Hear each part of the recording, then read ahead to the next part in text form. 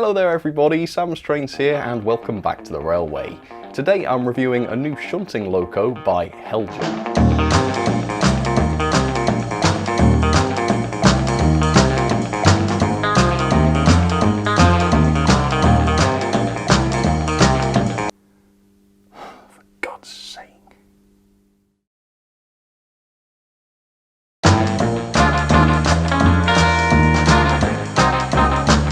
Today's new shunting loco then is this. It is the Heljan 165DE. And I say this is a new model, although it was actually released last year in 2023. And I do want to apologise for my delay in reviewing this.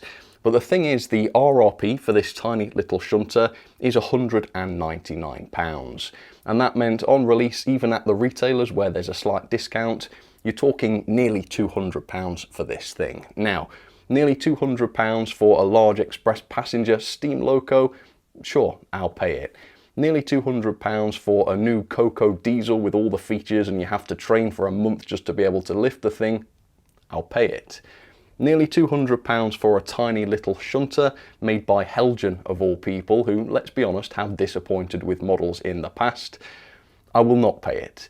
And it seems like plenty of other customers may have felt the same way too, because lo and behold, just recently, more than one retailer has slashed the price of these models in half, 50% off. So I bought this Ruston from Rails for £99.95. And to my mind, that does seem more like the right sort of price for a small loco like this. And honestly, I've done this quite a bit with Heljan recently. On many occasions, I've thought, you know, the price of this new Heljan model seems far too expensive. I'm just going to hold off. I did the same thing with the 10800, which was over £200. Well, I've just got that for a song as well. So if you think a Heljan model is too expensive and you don't want to pay that, my honest advice would just be to wait. If we all vote with our wallets, then we will see more sensible prices. But anyway, now that I've got this model, I am quite interested to see whether this is worth 180 something pounds or whether it's just worth the 100 that I paid. It will be very interesting, won't it? So I've tried to review this as soon as possible after the reductions, and I do have an affiliate link in the description if you're interested. You might want to wait and see what this is like before purchasing though, and that's what we're going to find out now. So come with me, let's check it out, the Heljan 165DE from last year. Okay, quite exciting actually. Just what does a £200 shunter look like? Well, we may be about to find out, we may not. Let me show you the end of the box. So the exact version I've gone for is 9771. It is the Ruston 165DE in the NCB green, missing a space there lads, number 45, and it's DCC ready with a next 18-pin DCC socket.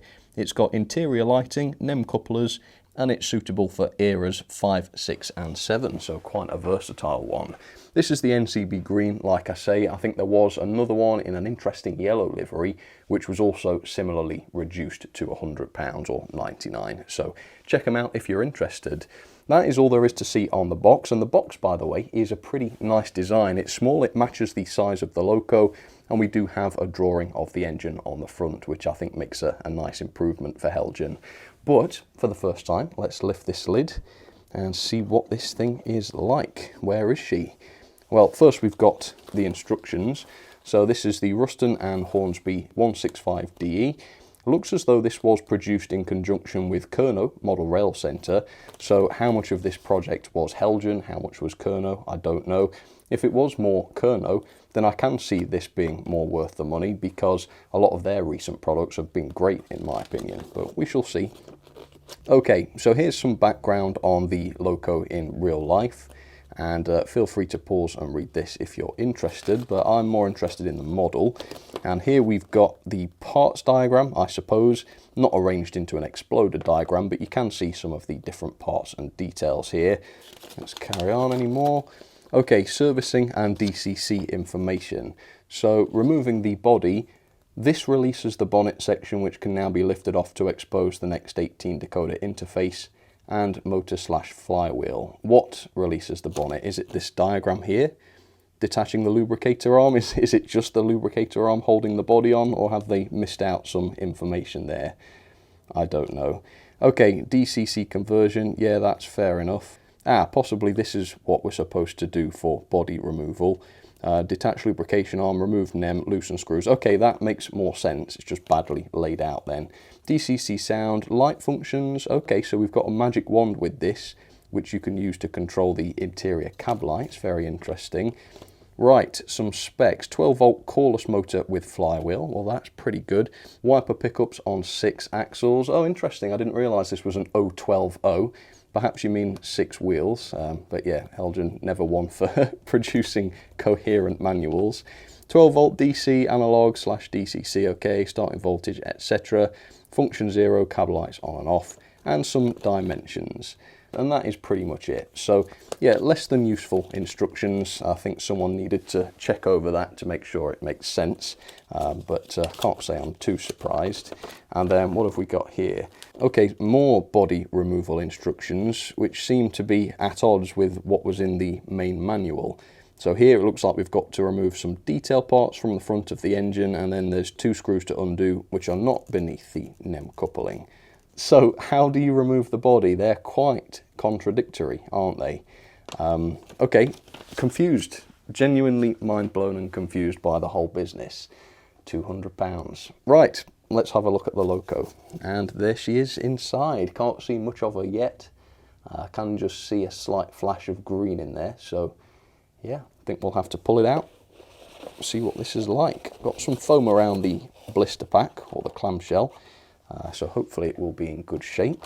The weight, it's hard to tell because obviously the loco inside the packaging is so much smaller than the packaging itself. So I'll have to wait and get it out to see what the weight's like. Okay, accessories then. So we do have a plastic wand with a neo magnet in the end, and that is apparently what is used to control the cab lighting on analog. So that's useful. I should be able to make use of that. A lot of locos on analog, you can't use the cab lights on. So the fact that you can with this is a pretty good improvement. And then here we've got some accessories here. We've got proper screw link couplings by the looks of it. We've got some lamp brackets, a turning wheel, pipe work, and some other bits and pieces as well. So a fair few accessories. Let's take a look at the loco itself then. What is the finish like? That's the first question. Let's unwrap. Wow, that's an unusual green, isn't it? Is that coming across on camera? Yeah, I quite like that green. I don't think that I've got anything else quite that colour.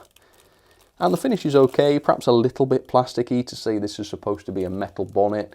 Looks a little bit on the flat side, but it's equally got a bit of a sheen to it, as you can see. Okay, what's the weight like? Let's lift this up. Yeah, so-so. It's certainly not light. It's not dreadfully heavy either, though. It must be said, though, that the body and the running plate even is made of plastic. I think looking at the full price of these, that is quite a surprise. You know, nearly £200 when we've got Hornbeat Rustons that do have die-cast bodies and running plates. And there are other shunters which are cheaper too. Which seem to be heavier and more robust than this. Oh my goodness.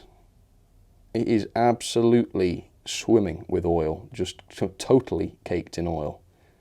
Look at that. I'm quite lucky that it's not gone all over the bodywork, actually. Yeah, what a mess. What a mess. This is not a £200 model, to my mind. What this is a rip-off at this point. Yeah, I have to say the detail looks absolutely fine, but I'm not seeing anything here that justifies quite that much money. I have to say at this point, £100 seems about right for this. Yeah, so what next? I guess I'll have to clean this up next. Yeah, take some of the oil off this thing because I don't want to put that anywhere near my track or even my white screen because that's going to make a huge mess. So yeah, a little bit of cleaning, a little bit of background on the real Rustons, and then we'll take a much closer look at this and its level of detail. Ruston and Hornsby was a company from Lincoln that was founded in 1918, and they were best known for manufacturing narrow gauge diesel locomotives. They also built a range of standard gauge locos too, one of which we're looking at today. Now, most of the Ruston 165DE locos were standard gauge, although some were built as narrow gauge shunters. Most of the 165s were actually built as 040s, not 060s, but this model depicts one of the few 060 variants. The first of this design was produced in 1950, and it was intended as a replacement to the old-fashioned steam-powered shunters that were so ubiquitous during the steam era. Today, while most of these are either not around anymore or in poor condition, there are some under preservation that can still be seen today. Alright folks, so there it is up close and personal for you, and I do apologise, I am going to try and be professional about this, but I am disgusted by this one, really quite appalled by it. In fact, I'm feeling quite angry with Heljan about this one because I cannot believe that they were happy to see their customers pay nearly £200 for this thing. These customers are the people that keep Heljan in business, and for them to have willingly done this to them is deplorable, I think. So the model is cheap in everything but the price, and I really do mean that. At its full price, this costs £85 more than Hornby's new 88DS Ruston locomotive, and the Hornby one is better. You know, it's made mostly of metal, it weighs a lot despite being much smaller than this, and then here we've got this loco with its RRP of £199, and all of the body is plastic. So the bonnet's plastic, the cab, the running plate, all of this is plastic, and as you can also see, the fit of the body or the bonnet to the running plate is really poor. You can see the clips, it just looks absolutely shoddy. The handrails are also all made of plastic, and as you can see, they're flimsy and flexible, and they don't really retain their shape very well, and clearly the colour of these also doesn't match the loco, so that just looks shoddy. There are some separate details on the model, but again, many of them are poorly applied. We've got this mesh texture at the bottom of the steps here, but as you can see, it's all sort of warped and curled, so it just looks feeble. We've got the light on the back of the engine, which is just wonkily fitted with visible glue. It's not even straight. How did that pass any sort of quality control? We've got wipers that are not sitting flush to the windows. They are separately fitted, which is good, I suppose, but badly separately fitted, and one of them around the front is even missing. There is a hole for it, but no wiper fitted. Couldn't find that in the packaging, so I've just not got any wipers. We've got pipework, which is just hanging low like this, and it doesn't seem to be sitting straight, unsupported. We've got plastic buffers, which are not sprung. You know, mis-sprung buffers off, that's fine, but why do you want people to pay 180 something pounds for the model when it doesn't even have sprung buffers? Absolutely shocking. The wheel flanges look awful. Now, I'm not one for sort of fine scale flanges, I don't think they make much of a difference, but look at the size of these things. Absolutely ridiculous looking. And the quality of the paint isn't the greatest either. We've got the wasp stripes, which are done nice and precisely, but the yellow just kind of looks washed out. Is that painted over the green of the body so that it's got a green tinge to it, or is it supposed to be like that? I'm not too sure. Beneath the cab windows, we've got this kind of metallic texture on this panel here, but then from the side, it just looks kind of naff because the paint has bled over the edge, so that just looks a mess. I'm sorry, but what about this costs £200? The Hornby Ruston is so much better quality, it's well built, it's got its metal handrails, and it's £85 cheaper at the full price. What a complete and utter rip-off and waste of time and money this was. It's not even worth £100. My advice would be do not buy one of these unless you want to sacrifice it in some sort of ritual, which even then I'm sure it would be inadequate for. But okay, let's take a look over the model then. So the finish is a little bit plasticky looking, but it's fine.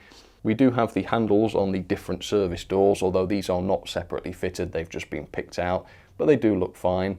On the side of the cab, we've got the Ruston and Hornsby logo, which looks bad, and then the number 45 number on the side there. Nothing wrong with that, that one's come out okay. And then around the front, we do have a separately fitted R&H plate here, and that does look pretty good, no problem with that at all. And the front radiator looks fine. I don't know that that's an etched or separately fitted part, but there's certainly nothing wrong with that. While the flanges of the wheels look silly, the rest of the wheels are okay. As you can see, they've got the fully moulded centres, and the coupling rods look okay as well. In fact, I quite like the way these have been painted into the red, although over on the other side, where that lubricator is connected, again, it just looks a complete mess, doesn't it? The buffers are just terribly painted. I mean, the shaft or shank of the buffers are painted into a kind of chrome metallic colour, but the paint only goes halfway along it and then it just kind of stops. It's just sloppy, unacceptably sloppy, and the whole model is treated to this sloppiness. And then we have got these grab irons which are separately painted, and these look fine, so well done there. While the model does have working lighting in the cab, the rest of the lights are just dummies, again for nearly £200. I think this is borderline unacceptable. And then up on top of the cab we've got a pair of horns here, which again are just plastic parts. One area that does look okay is the cab. We do have decent glazing on the windows, and there is a fair amount of interior detail, as you can see. So this does look good, but quite why they put so much effort into the cab interior and basically zero effort into the rest of the model, I don't know. But one thing's for sure, the cab interior here does not redeem the model in any way. Let's talk about weight then. So it comes in at 135 grams, which as you might expect is not that impressive for a model of this size. In fact, the Bachmann 03 shunter, which is a similar kind of size to this, is quite a bit heavier than this by 13 grams. So yeah, plastic construction, surprise, surprise, that means the model's not that heavy. So poor quality, poor features, badly assembled, badly built, incredibly high price, even too expensive at £100. It's shocking, really, really shocking, incredibly disappointing. To say this model was released in 2023 is laughable. I cannot believe they thought this was acceptable and that it was worth that kind of money. I dread to even think what the mechanism and performance on this model is going to be like. Possibly I'll be surprised. I don't know for sure that this is going to be bad yet, but I will be very surprised if it turns out decent. So let's get this down onto the track, let's see how this performs, and let's also take a look at its mechanism. Heaven help us all. So there it is, horrible little blighter, down onto the track, and I have already filmed the performance and running in. Well, I think we should put performance in inverted commas, because what this thing did when I put power to it can't really be described as performing, but I guess I won't split hairs. Okay, let's talk about the mechanism then, which I investigated after running this in. So obviously when I unpacked this, the thing looked like it had been deep fried in oil, and obviously I had to clean that oil off before putting this anywhere near my equipment. So that's one issue. The base keeper plate is screwed on with 2 screws. However, the pickups are hardwired. There are no spring-loaded contacts for convenience. So when you're cleaning the pickups, you've got to do it while the base is still connected. Again, no spring-loaded contacts. That seems like a bit of a cost-saving measure, which is a little bit unreasonable given the full price of these. But yeah, the pickups look fine. There are actually 2 wipers for the centre wheel. So you've got plenty of pickups, but as we'll see, that doesn't seem to have done the model much good. There are proper bearings on the driving axles. Now that's good quality. I was quite surprised to see that, but yeah, sure enough, we have got bearings. And there is just one driven axle, but it's the front axle, not the centre axle as the instructions stated.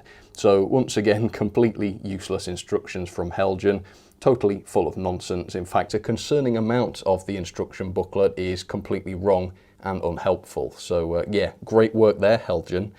And the instructions for body removal were complete nonsense as well. They talk about removing this lubricator arm, taking out couplings to access a screw there. Well, all of that is nonsense. The accurate instructions are on this addendum here.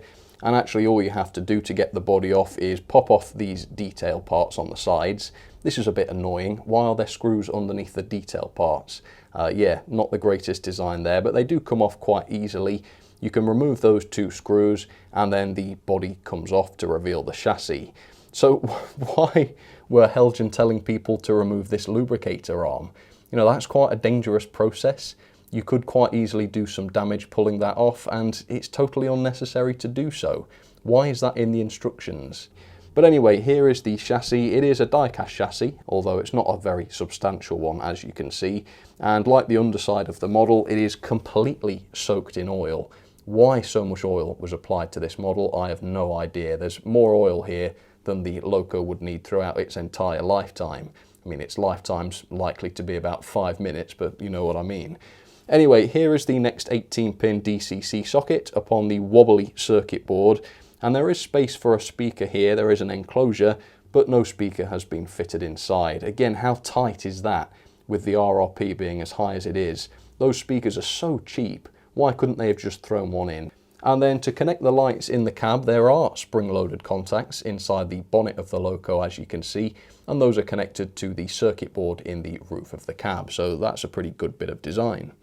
The motor is supposedly a coreless motor, and as you can see, it does have a flywheel fitted to it, and then it's coupled up using this rubber tube, which is an unusual design, but ultimately unnecessary, although it does mean that the mounted position of the motor isn't that important. That rubber tube will allow for a bit of leeway there, so maybe that's why they've done it.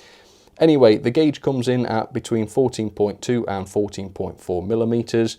Bit of variation to the back-to-back gauging, but they're all acceptable, 14.4 being the standard, so no major issues with that. So yeah, generally the mechanism is okay. Again, some strange design choices, but this is Heljan, so what do you expect? Overall, I would say this is better than average. Unfortunately though, I can't say the same for the performance. So with that, let me jump back in time and show you how that went. Well, the good news for Heljan is that my expectations for this are so low that as long as it works at all, I think I'll be impressed. But does it? Here we go, first run, forwards direction. Let's give this a little juice. Here we go.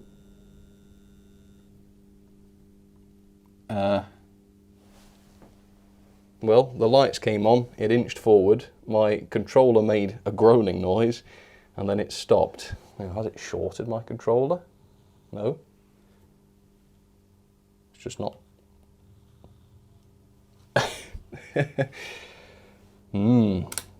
Wow. Wow, Heljan. Oh, cab lights, intermittent. Oh, it's going though, it's picking up some steam. No, it stopped. Yeah, this is just unbelievably appalling. And it seems to be coming to life, but you know, this has not been sat in a box for 10 years in a shop on a shelf. This is a new model. It's only just been released last year. How can it be this poor? Now obviously this has not run in yet, and I will let this run in fully before I sort of do the final performance tests and judge it. And sure enough, it is getting better. Yeah, it's not as bad as it was when it first started, but yeah, it's not looking great, and there's clearly no capacitor for the lighting because it's flickering on and off quite regularly. Now it's obviously very slow. This is half speed. Now is that because there's no power in the mechanism? Or is that just because it's been geared sensibly? Obviously this would be a slow loco in real life, so let me try the torque test and we will see what the answer is. So fingers in front of the unsprung buffers, 50%. No, it's dead. No power whatsoever. So yeah, not impressed. It's also wobbling quite a bit as it runs. You can tell that if you look at it head on, although you might be able to see it on camera. Yeah, it's waddling. So possibly the wheels are not sort of perpendicular to the axles. That wouldn't surprise me. Okay, well, because I always do, let's try it with a crawl, although I will of course do all of this again later on. But let's have a go. It's got power because the cab lights have come on. Turning it up slowly. Really? 200 pounds and that's the best it can do. Well, it's not quite 200 at the retailers.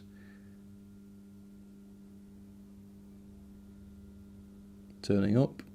It's got power, look, the cab light's on. Gosh, a shunter and that's as slow as it can go. Again, that may change as it runs in, but if you've seen any of my other reviews, you'll know poor performance like this straight out of the box is quite unusual. It's now at speed 35, or nearly 40. Now it's at 40. Now it's at 50. It didn't kick in till nearly 50. Look at that, I can stop it in its tracks. And it's not even that heavy. Shocking, absolutely shocking. What a disgrace. Wow, what a way to ruin somebody's day, Heljan. Well, I don't mind because, you know, this is going to suit my purposes. I bought this to review it and I can do that. If someone's actually bought this to use and enjoy, that is the tragedy here, isn't it? Okay, well, I suppose I'd better run this in because it's just not performing as it should be at the moment. So 30 minutes in either direction. Let's see how it handles the layout. Place your bets. Is it going to complete a lap without stopping? If you betted yes, it will, you just lost your money. Okay, continue. Well, first impressions can be misleading. I have a feeling on this occasion that won't be the case, but we shall see. It's going to get a fair run. I reckon in its 1 hour running in, it'll probably have enough time to make about 1.5 laps. Because it's a snail. I mean, I don't mind slow speed, but I'm a bit concerned by the lack of torque this has got. So anyway, it didn't slow down around the curves, because I think if it slowed down any more than it already is, it would probably grind to a halt entirely. Ah, as indeed it has. Okay. Wow. What a model. What a model. £100 well spent. Oh, for God's sake. Alright folks, I am back, and this right here should tell you everything you need to know. Yeah, it's totally useless. It is borderline unrunnable. If you've not got any curves or points, then this might be a perfect runner for you. But yeah, this thing stops without fail on every single set of points, and even at full speed, it still usually stops. Not just the points either, it stops on various curves as well. So I've decided, you know what, I'm not pushing this 30 times per lap. I'm just going to pop it on the running road and let it run in. And it's been doing this for about 45 minutes now. I tried for 15 on the layout, gave up after that. It's now had the full 1 hour running in, so let's stop this and return it to the track, and we'll see if the performance is magically transformed now that it's running fully. I'll be quite surprised if that's the case. Anyway, before we find out, I should talk about the lighting. So yeah, the cab lighting, it's nice and bright. It's actually a pretty good feature, probably my favourite feature of the model. And the Magic Wand tool works perfectly. So you can toggle the lighting on or off, doing nothing more than just holding this wand over the cab roof. So yep, that's a great feature. It works really nicely. Let's try the performance again then. So is this any faster now? It didn't look like it was. But let me run past at 50% speed and show you what this can do. So half power. Maybe it's a little quicker than before. Stopped on the points. Full speed in reverse. Yeah, so I think the range of speeds is sensible. Yeah, there's certainly nothing wrong with that. Is there any torque now? Yes. Yep. It's not totally stopping now, which is good. It is slowing down a little bit, but yeah, that's better. It did seem to be stalling before when I was doing that, so at least it's not doing that now. Okay, so it couldn't crawl at all before, really. I would just turn it up, and then it would suddenly go. Let's see if that's any better now. Forwards. Cab lights have turned on. Still turning up. Blimey, what are we on? Oh, that was sneaky. I went to look at the controller and it suddenly started. Well, I didn't see what happened there, so let's try again in reverse. Let's see if it's any better in reverse. Turning up, there's the cab lights. Still turning. Still turning. Blimey, it doesn't kick in and there it goes. Can I slow down into a crawl? No, it just kind of stops. Really, really poor. Are they all like this? I'm trying to sort of slow it down into the crawl. But yeah, there's no torque there at the low speed. As a shunter, that is a fundamental failure, isn't it? A complete flop. How absolutely useless that is. Yeah, that's about as slow as it will sustain. And is there any torque there? No, it stopped. Gobsmacked. Absolutely gobsmacked. This was a 2023 model. How can it be so poor? Right, pulling power then, it came in at 0.18 newtons, which is around 14 coaches on straight and level track, so I don't think that's too bad. Obviously the loco's not as heavy as it could have been, but it's also not ridiculously light or anything, so yeah, I think the pulling power is going to be fine. It's certainly going to be the least of your issues with this loco, that's for sure. Anyway, I've set up some freight, I've got a good number of wagons here. I'm going to couple up to those and see how she gets on. So here we go. I promise folks, this will soon be over. Okay, let's see how smoothly I can do this. Okay. Well, that wasn't too bad, I suppose. I did mean to slow it down more than that, but yeah, it's not very controllable, unfortunately. But anyway, here it goes. Let's see how it gets on at 50% speed. And I'll be honest with you, I don't know how I'm going to film this because it really does stop at every opportunity, as you're about to see. 3, 2, 1.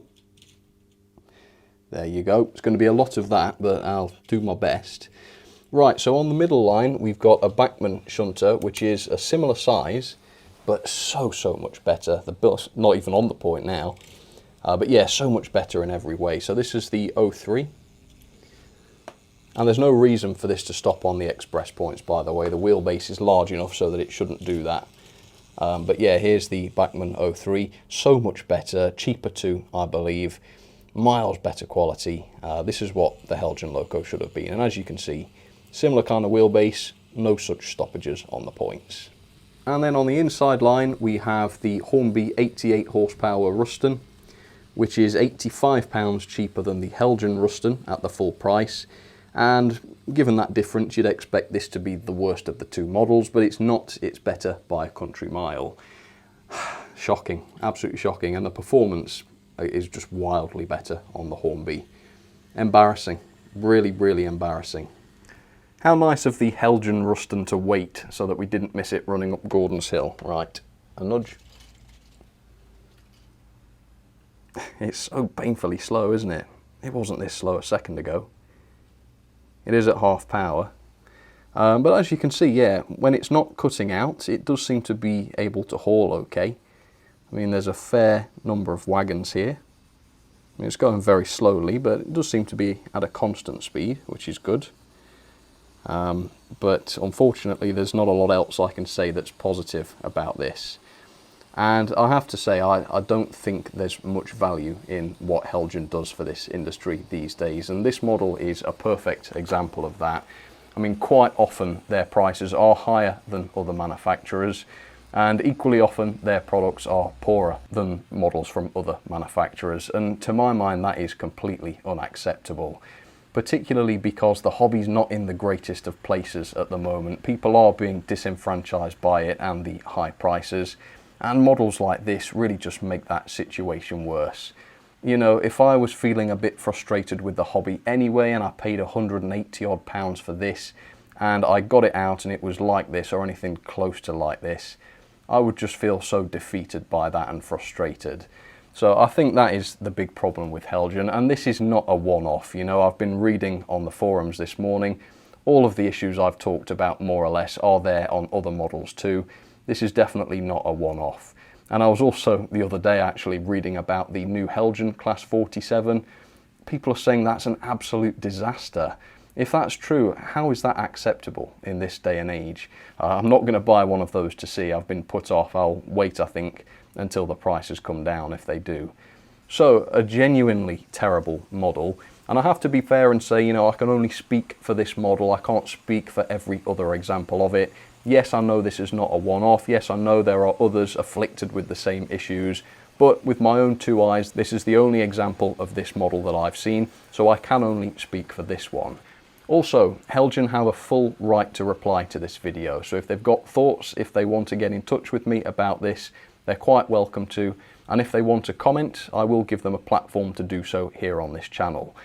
They never have before, but perhaps they will in this case, because I'd actually quite like to hear from them to see if they can explain how this is possible. I mean, again, no doubt there are good runners out there, and it is unlucky for Heljan that I've once again received another poor example. But let's be honest, luck should not come into this. Luck should be taken out of the equation by basic quality control, by basic testing and checking. If a manufacturer is relying on luck to get decent working models to people, then that is a bad manufacturer in my opinion. So an incredibly disappointing model. It's been a long time since I've been actually angered by a loco, but hopefully you can see why that is justified in this case. Very little positive to say about this one. Let's have some ratings then for the Heljan Ruston 165DE, and what a disaster this model is. There's not an awful lot positive I can say about this, which is a problem for me because I like to present balanced reviews with good and bad. So I'm going to do my best with the good, but unfortunately this is going to be more bad than good. So detail, I think I can give this a middle of the road score of 3 star. Obviously on the downside it doesn't have sprung buffers, the paintwork is a little bit on the dodgy side, it doesn't have proper lighting either. It's got cab interior lighting, but it doesn't have the lights on either end of the loco, which arguably is more important. On the plus side though, it's got good cab detail and the cab interior lighting is pretty cool. The moulding quality is good, I suppose, and I do like to see the separately fitted build plate on the front end of the model. So yeah, middle of the road. Detail, I guess, is the strongest aspect of the model. Performance though, I've had to give 1 star, the lowest score I can give. There's no redeeming features in the performance. It can't crawl, it can't even maintain a run. Yes, it cuts out on points, but it cuts out on other parts of the track at random as well. I mean, just what use is this, quite honestly? Mine, none at all. The pulling power is not the greatest either. It's okay, 0.18 newtons or 14 coaches on straight and level track, but that's the same as the Rapido Lion, which is an Era 1 steam locomotive. Realistically, you'd expect this to be much more powerful than that, but it's not. Mechanism, again, this is a fairly strong area of the model. It's got proper bearings on the axles, which I wasn't expecting. The motor looks to be okay, and it does have a flywheel on it. And to remove the body on this isn't a total terrible Heljan nightmare. However, accessibility is not the greatest. I mean, you've got the hardwired base keeper plate, you have got to remove detail parts in order to get the body off. It is a little bit of a faff. You've also got no pre-fitted speaker in this loco, which for the price is pretty unreasonable, I think. But otherwise, yeah, it's a good mechanism. I've given it 4 star. The quality though is really bad on this. I've given it 2 star, and even that might be generous. So plastic construction, plastic body, plastic running plate. With an RRP of £199, there's no excuse for so much plastic, and the plastic extends to detailing such as the handrails as well. It was also absolutely covered in oil when I unboxed it, and so is the insides. That can't be good for a loco. It's also badly assembled. We've got several details which are not fitted properly. Again, totally unacceptable given the full price of these. Okay, that brings us on to value for money. So the RRP of £199 is a complete joke. I don't think anybody would look at this model and think, yeah, this is even remotely worth that amount of money. It's not. That would be 1 star. From Rails, I bought this for 50% off at £99.95, and I have to say, even though that is half price, I've still paid that same amount of money and received far, far better locos than this. I mean, that's the same price as the P-Class from Hatton/Acura scale, and that's without the price being cut in half, just to give you an idea of how ludicrous the prices for these things are. Nevertheless, that price is obviously more reasonable than the full price, so I'd give it 3 star, split the difference, give it 2. Poor value for money here, as usual from Heljan, I feel. So overall then, that is 4.81 out of 10. That's a low score, and deservedly so. That is a fail. I would not recommend buying this model under any circumstances. And into the logbook it goes. 29th below the Heljan Railbus and above Hornby's Pug. This seems like a low effort model with very few features and terrible build quality, and yet Heljan wanted to charge incredibly high prices for this. Well, I don't think that's on, and I'm very glad to see the prices have been slashed. However, I still don't recommend buying them. Based on my experience, I would recommend avoiding these at all costs. Well then folks, that will just about do it for this review. I do apologise for all of the negativity. Generally speaking, I like to try and be positive where possible and deserved, but in this case, I just don't think that was deserved. And you know, where models that are obviously good have 1 or 2 slight issues, I can still give an overall positive review about it. But this loco has adequately demonstrated to me that that is not the case here. I mean, the list of issues goes on and on. There's been no care taken in the assembly of these, and even down to the instructions, which are so full of misinformation and inaccuracies and mistakes. It just looks as though no effort whatsoever has been put into this product, and that shines through in every area of it, unfortunately. However, that is just my opinion. These are just my experiences. If you've got a different experience or even a similar experience, please do comment down below and tell me about it. I'd love to know more about how widespread these issues are. If the forums are anything to go by though, I am far from the only one who has had problems with this thing. But anyway, I think that's enough. Nothing more to say about this. I think I can say that I won't be buying any more new Heljan locos unless they get discounted quite substantially, because I am not willing to pay £180 plus for a model like this. I think my days of doing that are well and truly over, at least certainly with Heljan they are. But anyway, thanks for watching. Comment down below, let me know what you think, and I'll catch you on the next one. Alright, cheers folks, you take care.